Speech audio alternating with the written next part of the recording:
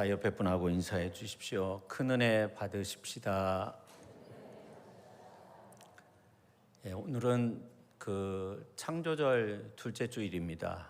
우리 교단은 오래전부터 다른 교단보다도 일찍 창조세계 보존이라는 이러한 것에 깊은 관심을 가지고 있었습니다. 그래서 이 지구촌은 탄소 배출로 인해 금방이라도 터질 것 같은 그러한 세상이 되었는데, 우리 교단이 앞장서서 지구촌을 이렇게 보호해야 된다, 자연을 보호해야 된다, 이러한 것들을 굉장히 강조했습니다. 어찌 보면 지금은 탄소 배출량을 얼마만큼 줄이느냐에 이 지구촌에 사활이 걸려 있다, 그렇게 말씀드릴 수 있겠어요. 탄소를 줄일 수 있는 여러 가지 방법들이 많이 있는데, 그 중에 하나, 우리가 못난이 채소를 먹는 거, 비료 주지 않은, 화학 비료 주지 않은 그런 채소를 먹는 것도 좋은 방법이라고 해요. 이 화학 비료를 만드는데 엄청난 그 탄소가 발생이 되는데, 1960년대에는 3천만 톤이었다고 해요. 근데 2000년에는 1억 4천만 톤으로 증가하고 지금은 이제 거의 배가 되었을 거예요. 그러니까 이 화학 비료를 만드는데 엄청난 상상을 초월하는 탄소가 배출된다는 겁니다.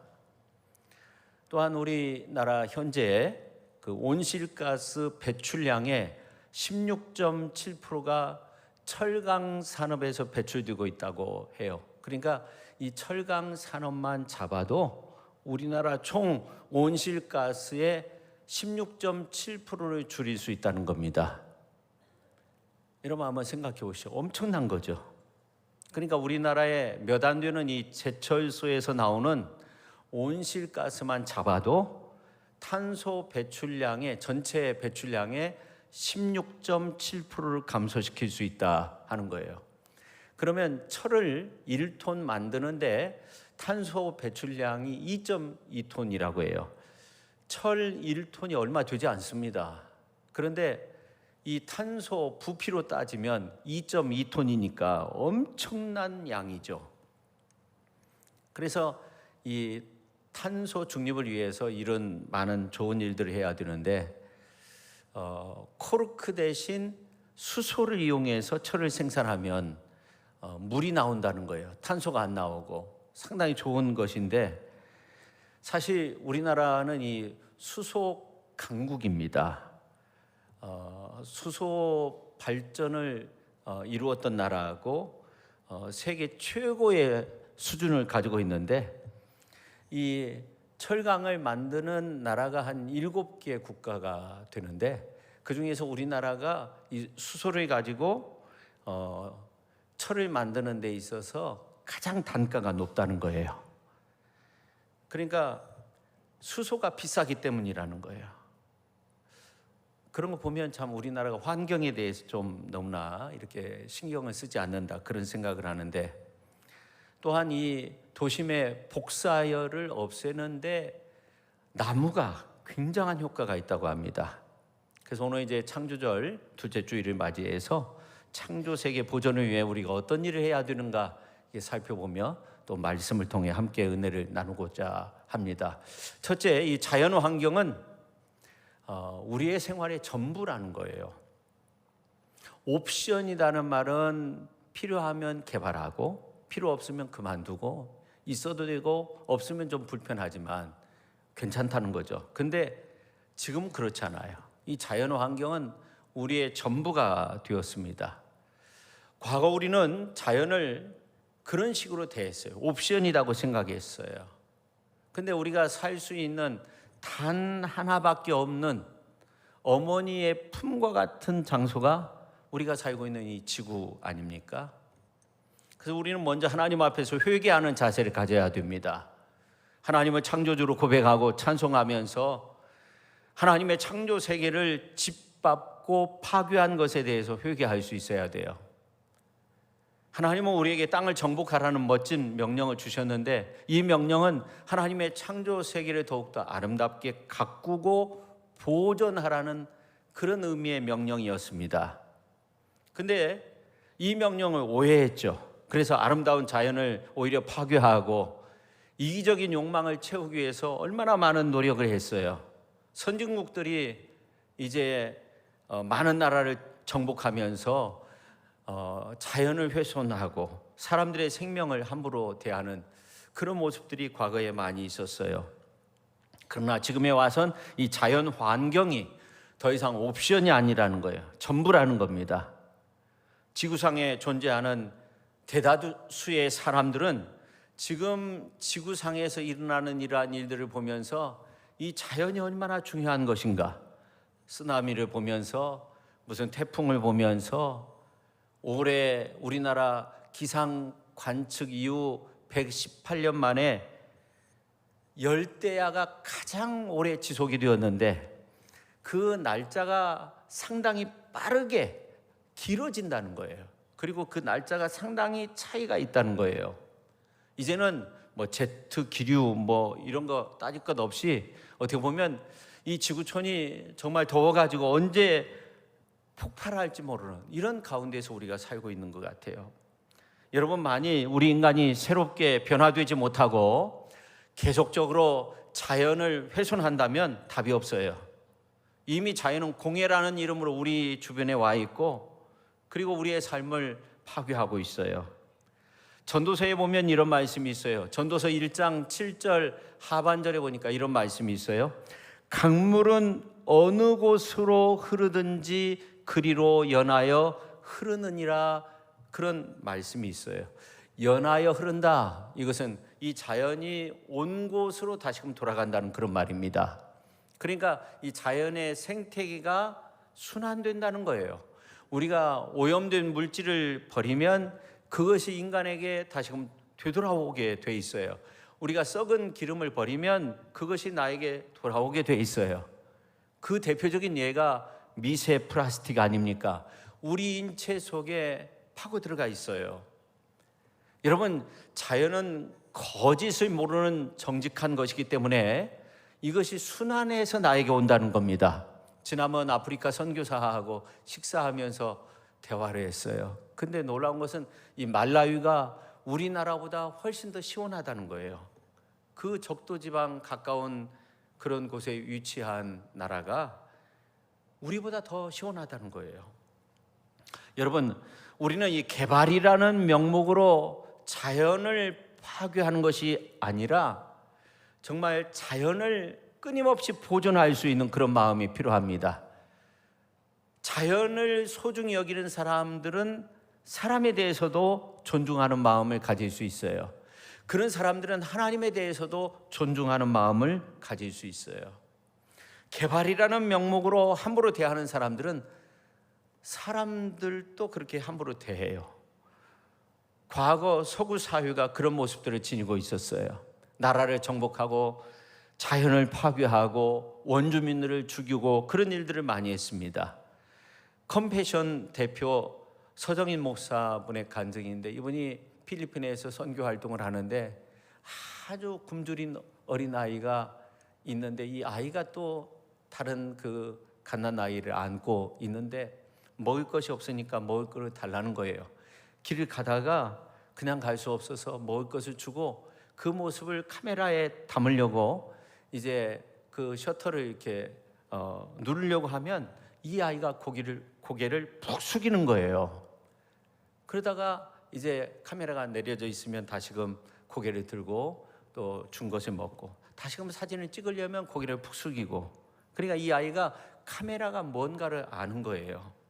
그러면서 자기의 그 형편없는 헤어진 모습을 보여주고 싶지 않다는 거죠. 그래서 이 서정인 목사님은 더 이상 사진을 찍을 수 없었다고 합니다. 그리고 평생토록 그때의 그 모습을 생각하면서 컴패션 사역을 조심스럽게 그렇게 수행했다고 그렇게 간증을 하는 것을 제가 들었어요. 여러분, 소설 동의보감에 보면 허준의 그 일대기가 나오는데, 한 번은 지리산 산청에서 수양을 하는데 남원에 볼 일이 있어가지고 이제 그 심산유곡을 통과해서 남원까지 가는데 가다가 보니까 어디서 향긋한 냄새가 나는데 찾아보니까 산삼이 있는 거예요. 근데 이 산삼을 캐는데 주변을 깨끗이 청소하고 손가락으로 땅을 파기 시작하는 거예요. 피를 흘리면서 산삼을 캐내는 그러한 장면은 자연을 소중히 여기는 그 존중의 마음을 우리에게 보여주고 있습니다. 우리가 사도행전 신앙 고백하는데 맨 처음 어떻게 고백합니까? 전능하사 천지를 만드신 하나님 아버지를 내가 믿사오며 그렇게 고백합니다. 신앙 고백의 맨 처음에 창조 신앙이 고백되고 있어요. 이 신앙 고백대로 하나님은 천지 만물을 다 지으셨기 때문에 이 창조물을 우리가 책임지고 보존할 그 사명이 우리에게 있는 거죠. 오늘 이제 본문 말씀에 보면 하나님께서 아담을 만드시고 아담을 이끌어 에덴에 두셨어요. 이 아담이 에덴 동산에서 할 일은 하나님과 동행하면서 지내는 거예요. 행복하게 지내는 거예요. 근데 하나님은 사람을 에덴에 두실 때 두 가지의 말씀을 주시는데 그것은 뭐냐면 에덴 동산을 지키고 다스려야 된다는 거예요. 그 다음에 두 번째는 선악과를 따먹지 말라는 겁니다. 에덴 동산을 지키라고 하는 것은 하나님께서 창조하신 그 피조 세계를 지키라는 그러한 사명을 준 거예요. 선악과를 따먹지 말라고 한 것은 하나님의 말씀을 잘 지켜야 된다는 겁니다. 물론 여기에는 영적인 의미도 있죠. 그런데 토마스 메라라는 신학자가 이런 말을 했어요. 하나님의 우주를 창조하시고 인간을 지구에 두신 것에 대해서 감사할 수 있어야 된다. 만약 하나님이 우리 인간을 창조하시고 달에 두었다고 한다면 우리 인간은 아주 황량하고 쓸쓸했을 것이다. 인간의 지적인 수준도 낮고 따뜻함도 이제 낮게 되고 색감도 모르고 언어도 제한되고 달과 같이 그런 황망한 모습으로 살아갈 수밖에 없다. 왜냐하면 달에는 아름다움이 없다는 거죠. 여러분, 화성도 한때 지표면에 엄청난 물이 흐르고 있었다고 합니다. 근데 지금은 지하 수십 킬로 밑에 지하수 층이 존재하고 있다고 해요. 우리는 이 자연이 주는 혜택을 모르면 안 돼요. 아니, 이제 우리는 자연을 지키며 살아야 돼요. 이 자연 우리가 지키면서 살면 우리에게 더 많은 것들을 줄 것입니다. 오늘날 자연을 파괴하고 오염시키는 것은 지구를 달이나 화성처럼 만드는 꼴이 되는 거예요. 에크하르트의 말처럼 모든 창조물은 하나님의 말씀이고 하나님에 대해서 기록된 책입니다. 하나님께서 창조하신 이 창조물 속에 하나님의 어떤 심성이 담겨져 있는 거예요. 토마스 아퀴나스는 신학대전에서 이런 말을 했는데 하나님은 당신의 신성함을 창조물에 전달했고 그 창조물은 하나님의 신성을 반영하고 있다 그랬어요. 자연 만물 속에서 그 하나님의 어떤 그 존재의 신비함을 우리가 느낄 수 있어야 돼요. 이제는 우리가 이 자연을 보면서 신음소리를 들을 수 있어야 돼요. 썩어짐의 종노릇 하는 데서 해방되어 한 사람 한 사람이 환경을 지키는 그러한 책임이 우리에게 있어요. 내일을 위해 오늘 한 그루의 사과나무를 심는 그런 마음으로 나무도 심어야 되고 정말로 우리 후대에 많은 사람들이 이 지구상에서 행복하게 살 수 있도록 풍요로운 그런 자연을 우리가 남겨주어야 합니다. 그 다음에 이제 두 번째, 하나님이 세상 모든 만물을 만드실 때 자연 만물과 완벽한 조화를 이루며 살도록 하셨다는 거예요. 우리가 창세기 1장에 있는 말씀을 보면 하나님께서 보기 좋게 만드셨다는 이러한 말씀들이 계속적으로 나오는데 사람 보기에 좋았다는 그런 말은 아니에요. 창조주 하나님 보실 때 아름다운 거예요. 사람 보기에 좋은 것도 중요하지만 하나님 보시기에 아름다운 것이 중요해요. 오늘 우리들도 마찬가지죠. 하나님이 보시기에 좋았다는 말은 완벽한 조화가 이루어졌다는 겁니다. 인간이 손 안 대도 자연은 아름답게 정말 조성되고 보존되고 유지될 수 있어요. 우리 인간이 자연을 파괴하니까 문제가 되는 거죠. 여러분, 이런 오해가 있는데 하나님이 6일 동안 세상을 만드실 때 매일매일 하나님 보시기에 좋게 만드셨다, 보기 좋았다, 이런 말씀을 하셨다, 그런 오해가 있고, 두 번째는 뭐냐면 하나님이 우리 인간을 만드시고 난 다음에 하나님 보시기에 심히 좋았다, 그렇게 말씀하셨다고 우리가 오해를 합니다. 여러분, 한번 이 창세기 1장에 있는 말씀을 보세요. 하나님이 매일매일 좋았다 그렇게 말씀하셨습니까? 또 하나님이 우리 인간을 만드시고 난 다음에 심히 보기에 좋았다 그렇게 말씀하셨습니까? 우리는 보통 그렇게 알고 있어요. 근데 우리가 창세기 1장 5절 6절 말씀을 이렇게 살펴보면 하나님께서 궁창 위의 물과 궁창 아래의 물을 창조하시고, 이제 8절에 보면 하나님이 궁창을 하늘이라 부르시니라. 저녁이 되고 아침이 되니 이는 둘째 날이니라. 그러니까 둘째 날 궁창 위의 물과 궁창 아래의 물을 창조하시고 난 다음에 좋았다 그렇게 말씀하시지 않았어요. 그리고 하나님께서 우리 인간을 남자와 여자로 그렇게 만드시고 복을 주셨다고 그렇게 말씀하고 있는데, 생육 번성 충만 정복 다스림의 그러한 축복을 주셨어요. 그리고 하나님께서 무슨 말씀을 하셨어요? 하나님 보시기에 심히 좋았더라 그렇게 말씀하시지 않았어요. 우리가 성경을 좀 자세히 읽어보면 1장 31절에 있는 말씀을 보면 하나님이 지으신 그 모든 것을 보시니 그렇게 말씀하고 있어요. 하나님이 지으신 그 모든 것을 보시니 보시기에 심히 좋았더라 그렇게 말씀하고 있어요. 저는 이 말씀을 보며 하나님의 그 아가페의 사랑을 느낄 수 있었어요. 하나님은 심판의 심자도 좋아하지 아니하시는 하나님이 되신다.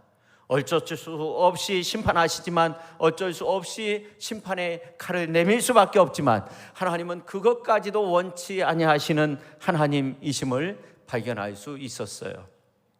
여러분, 노아 홍수 심판 때 하늘의 창이 열렸어요. 궁창 위의 물이 땅 위에 쏟아졌어요. 궁창 위의 물은 인간을 보호하기 위한 보호막이 아니라 심판의 물이 되었던 거죠. 궁창 위의 물이 쏟아져서 노아의 가족만을 남기고 기식 호흡하는 자들이 다 죽었어요. 인간이 하는 일이 너무나도 악해서 하나님께서 한탄하셨어요. 홍수 심판하신 거예요. 그러나 전능하신 하나님의 마음은 아팠어요. 그래서 궁창의 물을 창조하실 때 하나님 보시기에 좋았더라 그렇게 말씀하시지 않았어요. 에덴 동산의 생활이 얼마나 행복했습니까? 에덴 동산은 본래 행복, 즐거움 그러한 뜻을 가지고 있습니다. 에덴 동산은 기쁨의 동산, 즐거움의 동산, 희락의 동산, 행복의 동산이었습니다. 창세기 2장 15절에 있는 말씀을 보면 하나님께서 인간을 만드시고 그 사람을 이끌어 그곳 에덴 동산에 두셨다고 그렇게 말씀하고 있어요. 그곳에는 기쁨과 행복만이 가득하고 정말로 희락이 있는 그러한 축복의 동산이었습니다. 그러나 아담과 하와가 뱀의 유혹을 받아서 하나님의 말씀을 저버리게 돼요. 선악과를 따먹게 되죠. 하나님을 경외하지 못하게 돼요. 하나님의 말씀에 불순종해요. 심판을 받게 돼요. 그래서 더 이상 에덴에서의 그 기쁨을 누릴 수 없었어요. 더군다나 아담과 하와의 후손은 타락할 대로 타락해서 가인은 아벨을 죽였어요. 후손으로 내려갈수록 더욱더 죄악이 깊어졌어요. 노아 시대에 사람들의 생각하는 것도 악했어요. 계획도 악했어요. 좋은 생각이 없었어요. 성도 여러분, 우리가 살면서 가끔 우리의 삶의 계획을 하나님 앞에, 하나님의 말씀 앞에 그렇게 펼쳐놓으면 좋겠어요. 정말 나의 삶의 계획이 아름다운 것인가? 하나님 보시기에 좋은 것인가? 우리는 우리 자신을 한번 살펴봐야 됩니다. 여러분, 우리가 과연 이것이 하나님 보시기에 아름다운 것인지, 이것이 하나님의 뜻인지 하나님의 말씀에 비춰봐야 합니다. 하나님이 사람 지으신 것을 한탄하면 안 되잖아요. 하나님이 우리를 택하여 세우신 것을 한탄하면 안 되잖아요. 우리가 창세기 6장에 보면 야훼 하나님께서 이미 한탄하셨다는 그러한 말씀이 두 번이나 나오는 것을 알 수 있는데, 창세기 6장 5절에서 7절에 있는 말씀을 보면 두 번이나 반복해서 사람 지은 것을 한탄하셨다고 그렇게 말씀하고 있습니다. 근데 그 다음 절이 중요한 거예요. 그러나 노아는 여호와께 은혜를 입었더라, 그렇게 말씀하고 있어요.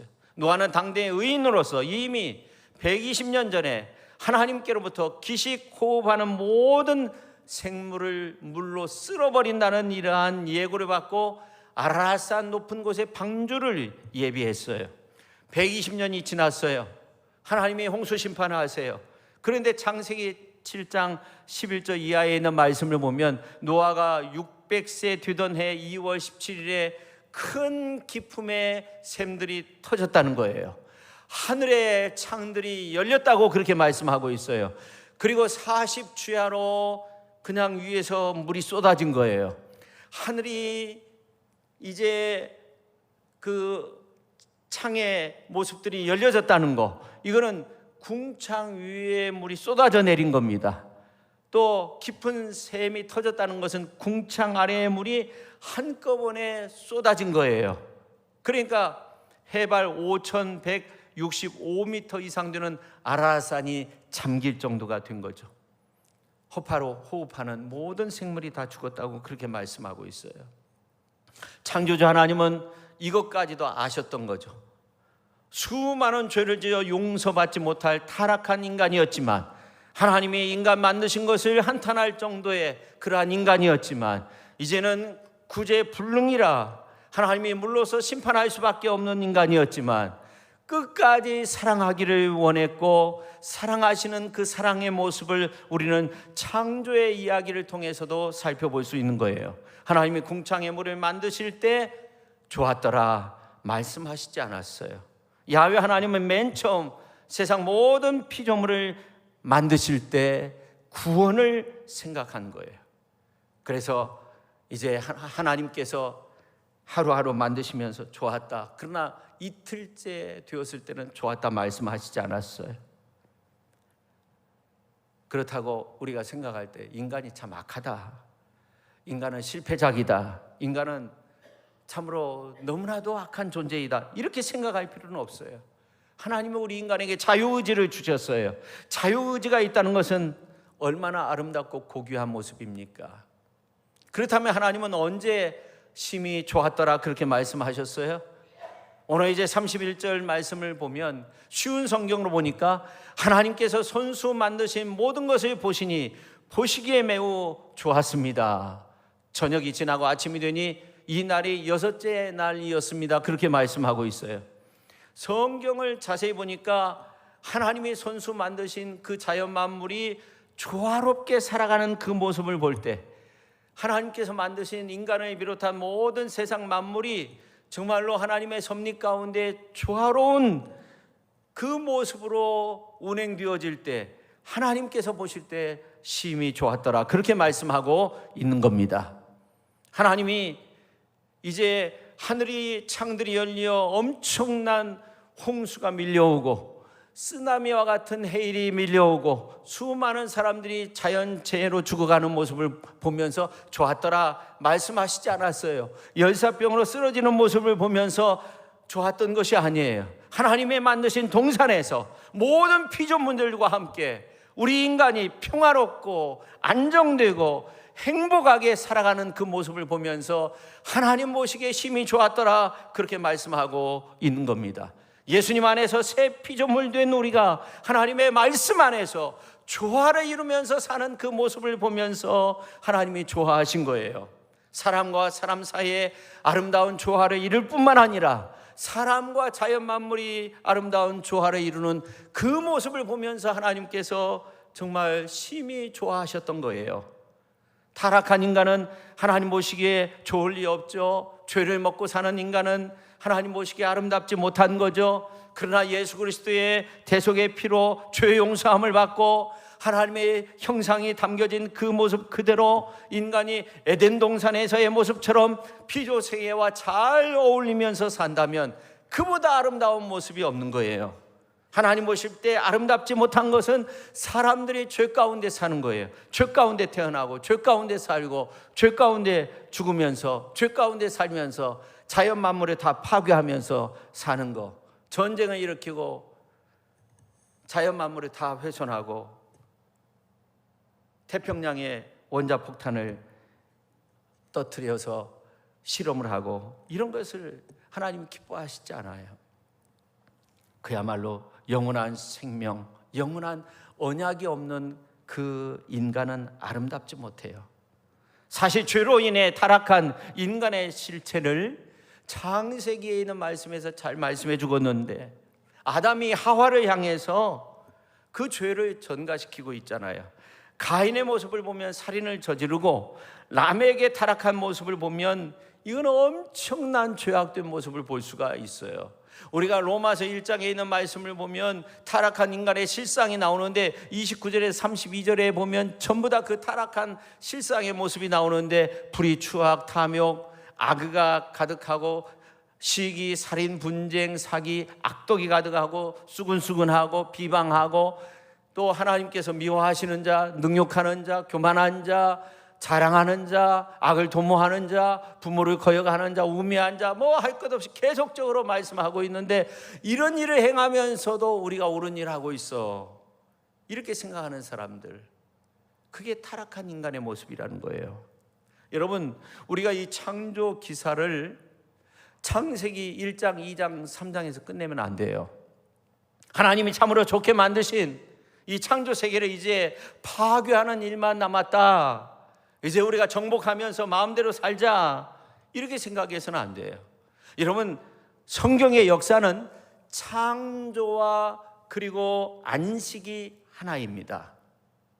인간의 삶도 시작과 끝이 하나인 것처럼 끊임없이 일하신 그 하나님의 모습을 보면, 엿새 동안 세상 모든 만물을 창조하시고 일곱째 날 곧바로 안식하셨어요. 여섯째 날까지 세상 모든 만물 인간을 창조하시고, 그 다음에 이제 너희들 마음대로 살아라, 그렇게 말씀하신 것이 아니에요. 우리가 창세기 2장 3절에 있는 말씀을 보면, 하나님이 그 일곱째 날을 복되게 하사 거룩하게 하셨으니 이는 하나님이 그 창조하시며 만드시던 모든 일을 마치시고 그날에 안식하셨음이니라, 그렇게 말씀하고 있어요. 하나님이 세상 모든 그 만물을 창조하시고 인간들에게 주면서 자연을 파괴해도 된다, 좋다, 그렇게 말씀하시지 않았어요. 하나님은 창조의 일을 마치시고 그날에 곧바로 안식하셨다고 그렇게 말씀하고 있어요.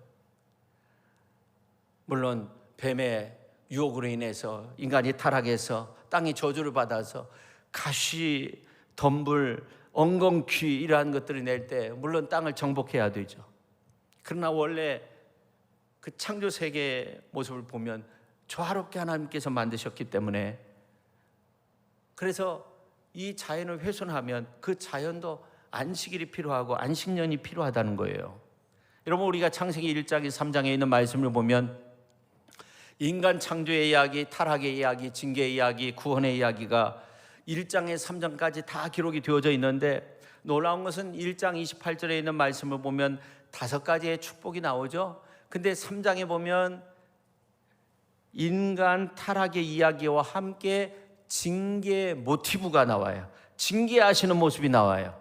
근데 많은 성서학자들은 어떤 이야기를 하냐면 창세기 3장이 먼저 기록되어지고 1장은 후대에 기록되어졌다, 그렇게 봐요. 그 순서가 좀 바뀌었다는 거예요. 근데 이제 이것을 기록하면서 이 순서를 이렇게 잘 맞췄다는 거죠.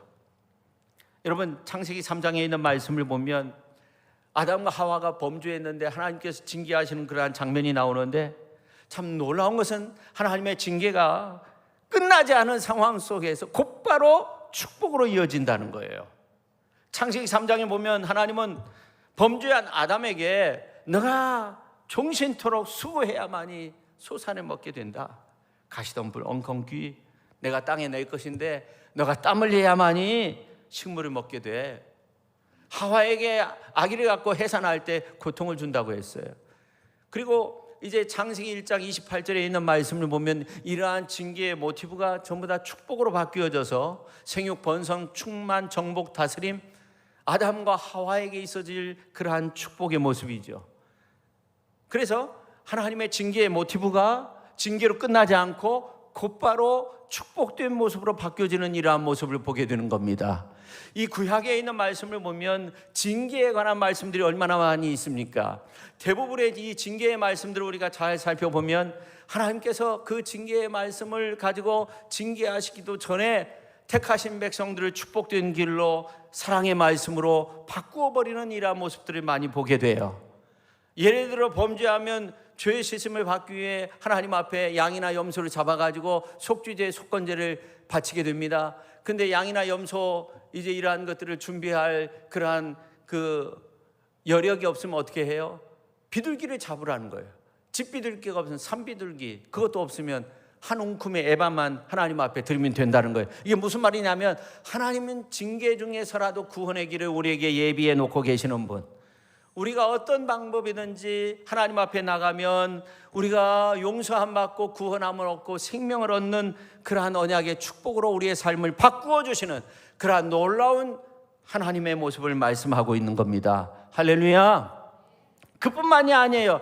하나님은 죄짓고 수치심에 가득한 아담과 하와에게 무화과 나무 잎을 하고 있었는데 그게 얼마나 가겠어요. 하나님께서 가죽옷을 입혀주셨어요.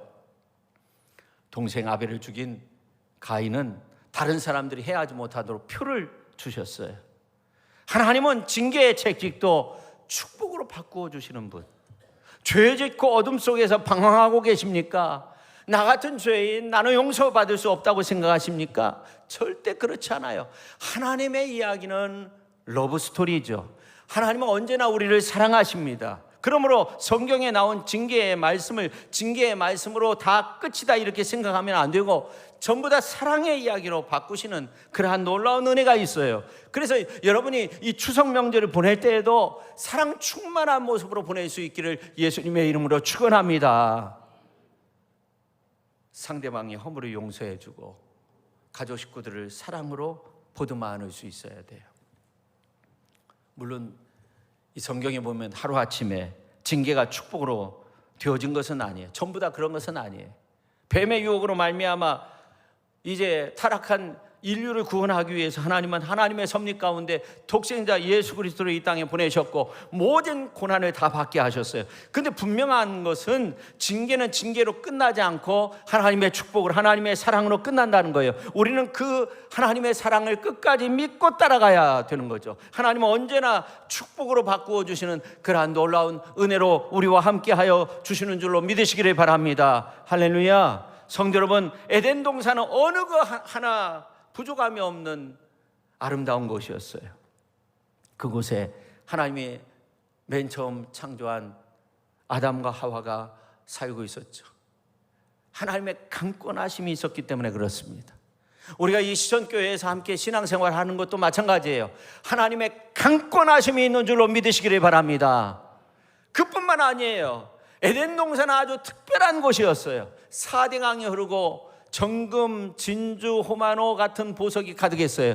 그곳에서 아담과 하와가 행복하게 살았어요. 벌거벗었지만 부끄럽지 않았어요. 아담이 하와를 보고 내 뼈 중에 뼈, 살 중에 살이라고 할 정도로 서로를 위해서 아주 행복하게 살았어요. 생명나무 실과를 먹으며 지금 우리가 이 세상에서 누릴 수 없는 그러한 놀라운 행복을 누리며 그렇게 살았어요. 그런데 하나님께서 주신 명령이 있었어요.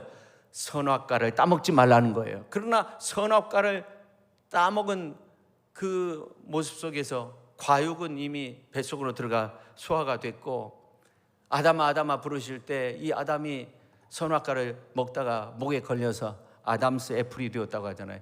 남성의 그 목저 튀어나온 것을 아담스 애플이라고 그렇게 말한다고 하잖아요. 그런데 오늘 이제 본문에 보니까 아담과 하와에게 한 가지 중요한 또 사명이 있었어요.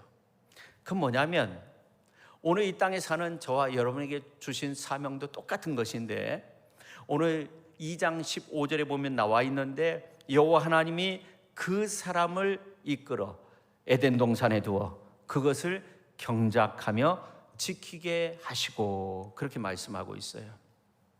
같이 한번 해볼까요? 자, 15절 자 읽습니다. 시작. 여호와 하나님이 그 사람을 이끌어 에덴 동산에 두어 그것을 경작하며 지키게 하시고 아멘. 여러분 우리 교단은 이미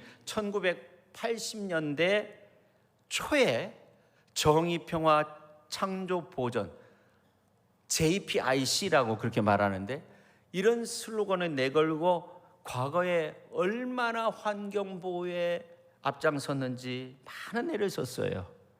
그 당시에 정복하라는 그 의미, 자연을 정복하라는 그 의미를 새롭게 해석했어요. 그리고 1990년대, 2000년대 와서 땅도 바다도 쉬어야 한다. 무너진 산천을 보호하기 위해서 산도 바다도 안식년에 들어가야 된다. 그런 주장을 했어요. 이제 자연이 자연으로 돌아가도록 그렇게 해야 돼요. 당연한 말 같은데 이게 되지 않는 거예요. 환경 대재앙을 경험하고 있는 우리는 한 가지 사명이 있어요. 하나님이 주신 이 에덴 동산, 이 땅을 우리가 지켜야 된다는 거예요. 이제는 자연 환경을 원래 위치로 옮기기 위해서 자연을 쉬게 한다고 해서 되는 것이 아니에요. 사람이 자연을 지켜야 돼요. 가만히 두어선 자연은 이제 파괴하고 마는 거예요. 파괴되고 마는 거예요. 이 창조절 둘째 주일을 맞이해서 우리가 거룩한 명령을 받아요. 지키며 살아야 된다는 거예요. 다스리면서 지키면서 그렇게 살아야 된다는 거예요. 자연을 잘 이렇게 보존하기 위해서 우리 자신을 다스리고 또 이 자연을 잘 지켜가야 돼요. 우리가 이 분야에 관심을 가져야 돼요. 그래서 이 분야에 한 가지 한 가지씩 실천하면서 우리가 어떻게 하면 자연을 보존할 수 있는가, 구체적으로 어느 정도는 알고 있어요. 우리나라도 어떤 정책을 펼쳐야 되는가 다 알고 있어요. 우리가 어떻게 하면 되는가 알고 있어요. 근데 이것을 실천하지 않는 것이 문제죠. 진정 주님이 원하시는 그런 모습으로 이 자연을 지켜갈 수 있는 저와 여러분 모두가 될 수 있기를 예수님의 이름으로 축원합니다. 기도하겠습니다. 하나님 아버지, 오늘 창조절 둘째 주일 맞이해서 창조절에 듣는 귀한 말씀 지켜갑시다. 자연 만물을 이제 우리가 보존해야 되고 지켜가야 되고 보호해야 되는 그 사명이 우리에게 있음을 알았습니다.